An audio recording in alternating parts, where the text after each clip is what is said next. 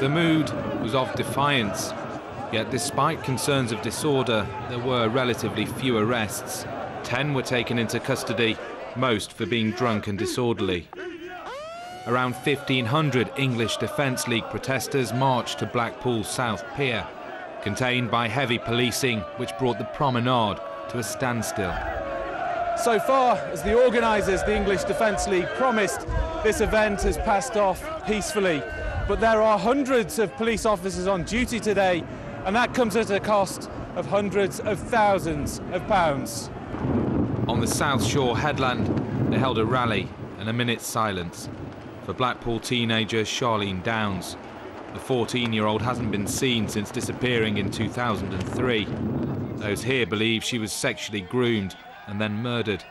2 Asian men charged with her killing were cleared when the case against them collapsed. The EDL say they won't relent on their campaign. With that discipline now, with that organised, we can police ourselves, we can keep control of our membership, so they don't need to police it in the way they do. They don't need a helicopter flying above. They don't need it. No one would accept that reassurance, though, would they? Well, no, they should. These were the scenes in Blackburn earlier this year. A rowdier mood those opposed to the EDL in Blackpool today claim paints a more accurate picture. We're here on a peaceful mission, and what we're trying to say is, look, can we have a united society instead of people trying to divide it on race or religion or gender or sexuality? Lancashire Police wouldn't confirm a figure for today's operation, but acknowledge the cost was significant. We were able to cancel officers' rest days, and around about 700 officers have been involved throughout the course of the weekend.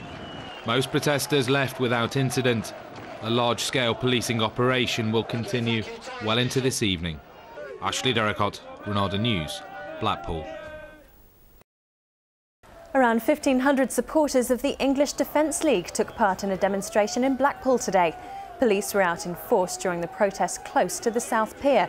There was also a counter-demonstration by a small group from Unite Against Fascism. There were 8 arrests, mostly for public order offences, but the police say the event was largely peaceful.